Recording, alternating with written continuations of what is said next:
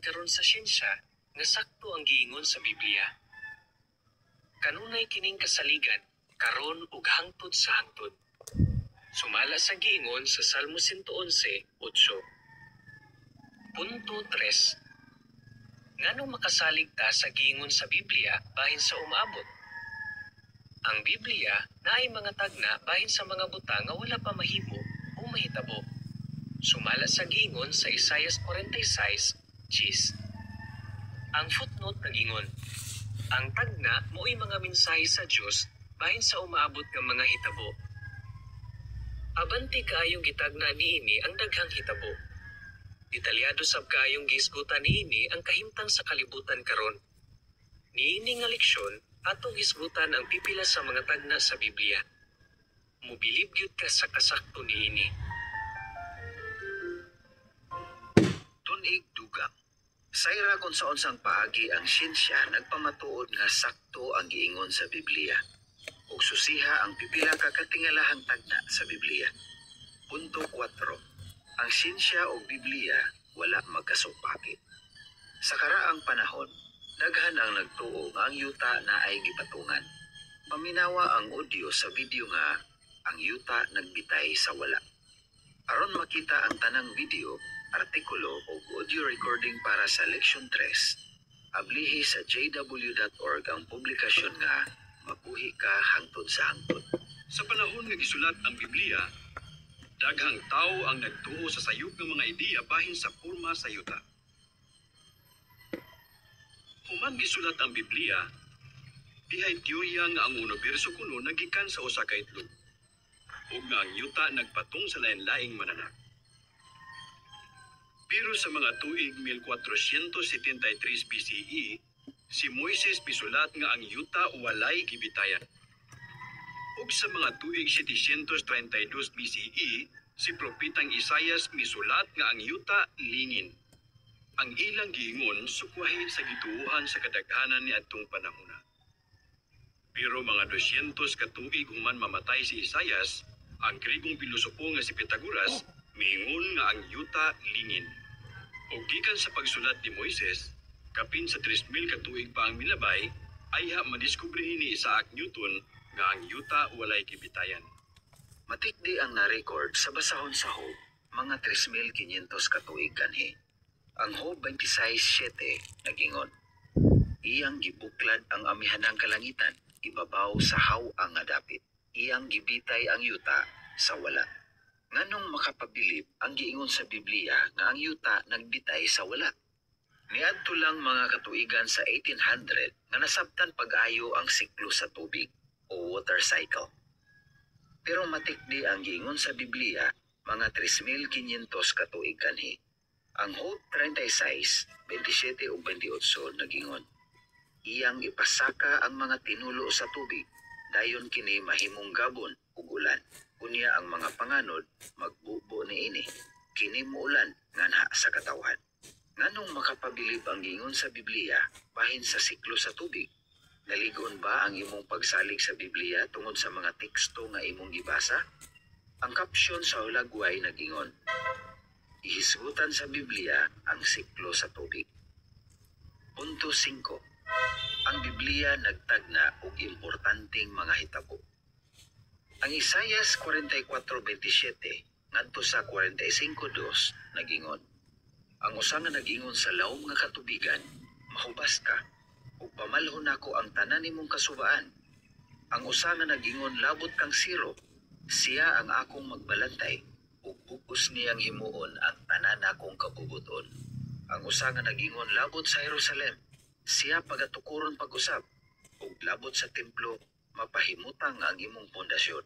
Kini ang giingon ni Jehova sa iyang binihugan, kang siro, kansang tuong kamot akong gigunitan sa pagpukan sa mga nasod sa iyang atubangan, sa pagkuha sa mga hinagiban sa mga hari, sa pagbukas sa duhay palib nga mga pultahan sa iyang atubangan, aron ang mga ganghaan dili masirhan. Mag-una ko nimo, ug patago nako ang kabungturan. Dugmo ko nako ang mga pultahan nga tumbaga, ug putlo nako ang mga trangka nga puthaw. Unsang mga detalye ang itagna sa Biblia 200 ka tuig una pa mapildi ang Babylonia? Paminawa ang audio sa video nga gitagna sa Biblia ang pagkapukan sa Babylonia. Walay tao nga detalyadong makatagna sa umaabot. Pero sa mga tuig 732 BCE, gitagna ni Propetang Isayas nga ang gamhanang syudad sa Babylonia pukanon sa taong ginganlag Siro. Iyang pahubason ang suba, ug musulod siya sa syudad nga wala masirhi ang mga ganghan. Gipamatud-an sa kasaysayan nga natuman ang tanang detalye ni ini nga tagna.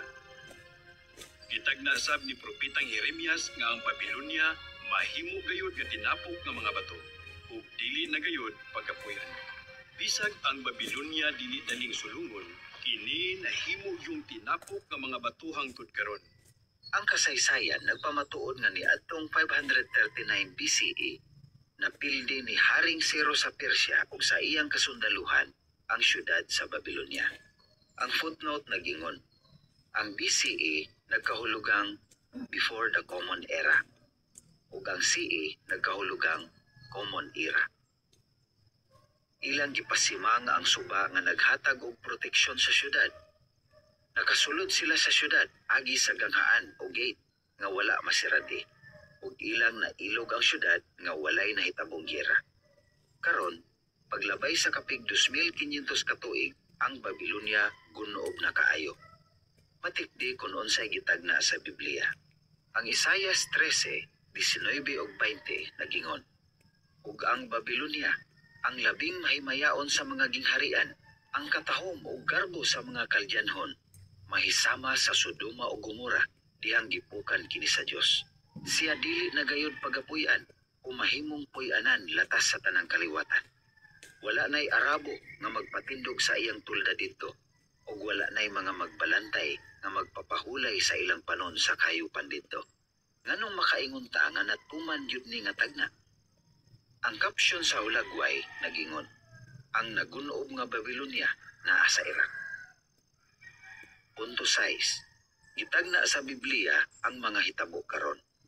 Gitawag sa Biblia ang atong panahon ingong katapusang mga adlaw. Ikaduhang Timoteo 3:1. Matikdi kung unsay gitagna sa Biblia bahin niini nga panahon. Ang Mateo 24:6 ug 7 nagingon, makadungog mog mga gubat sa lain-laing dapit, apan ayaw mog kahadlok, kay kining mga butanga kinahanglang mahitabo, apan dili pa kini ang katapusan. Kay ang nasod makigubat batok sa nasod, ug ang gingharian batok sa gingharian. Ug dunaon niya'y mga kanihit sa pagkaon ug mga linog sa lain-laing dapit. Unsang dagkong panghitabo ang giingon sa Biblia nga mahitabo sa katapusang mga adlaw. Ang ikaduhang Timoteo 3:1-5 nagingon, apan hibaluy kini nga sa katapusang mga adlaw moabot ang kuyaw nga mga panahong lisod sa gubangon. Kay ang mga tao unya mahigugmaon sa kaugalingon, mahigugmaon sa kwarta, hambugiro, mapahitason, magsultig daotan batok sa Dios ug sa isig katao, dili masinugtanon sa ginikanan, dili mapasalamaton, dili maunungon, walay pagmahal sa isig katao, dili ikasabot, tigbutang-butang, walay pagpugong sa kaugalingon, bayulente, walay gugma sa pagkamaayo, traidor, gahig ulo, karbuso kaayo, mahigugmaon sa kalipayan, imbis mahigugmaon sa Dios. Dios nun tanawon, pero dili Dios nun og binuhatan. Ug angay kang magpalayo kanila. Unsang kinaiya sa mga tao ang giingon sa Biblia nga makita sa katapusang mga adlaw? Asa ani nga mga kinaiya ang imong nakita?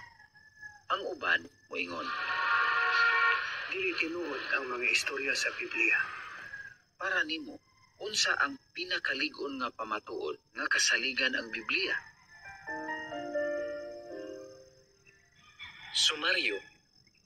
Ang kasaysayan, siyensya ug mga tagna nagpakita nga makasalig ka sa Biblia. Review. Tinuod ba ang atong mabasa sa Biblia? Unsay gihisgutan sa Biblia nga uyon sa siyensya? Nagtuo ba ka nga ang Biblia nagtagna bahin sa umaabot? Nganong kanay imong gituuhan? Sulay kini. Aron mulig-on ang imong pagsalig sa Biblia, basaha ang usa sa mga artikulo o tan-awa ang video nga naa sa susiha nga seksyon. Pagtakdag laing mga tumong. Susiha. Naabay giingon ang Biblia nga napamatud-an sa siyensya nga sayo. Basaha ang web article nga nagkauyon ba ang siyensya ug ang Biblia? Unsay giingon sa Biblia bahin sa katapusang mga adlaw? Basaha ang unom katagna nga imong nakitang natuman diha sa Ang Bantayan ng Tore, Mayo 1, 2011. Sayra kung sa unsang paagi natuman ang mga tagna sa Biblia bahin sa imperyo sa Gresya. Gihisgutan sab sa tagna nga ang imperyo ni Alexander mabahin sa upat kaging harian. Nahitabo ba gyud ni? Oo. Tanawa ang video nga napaligon sa matagnaong pulong. Sayra kung sa unsang paagi ang mga tagna sa Biblia nakausab sa panglantaw sa usa ka tawo bahin sa Biblia. Basaha ang Para Nako Walay Diyos diha sa Ang Bantayan ng Tore, numero 5, 2017. Katapusan sa leksyon 3.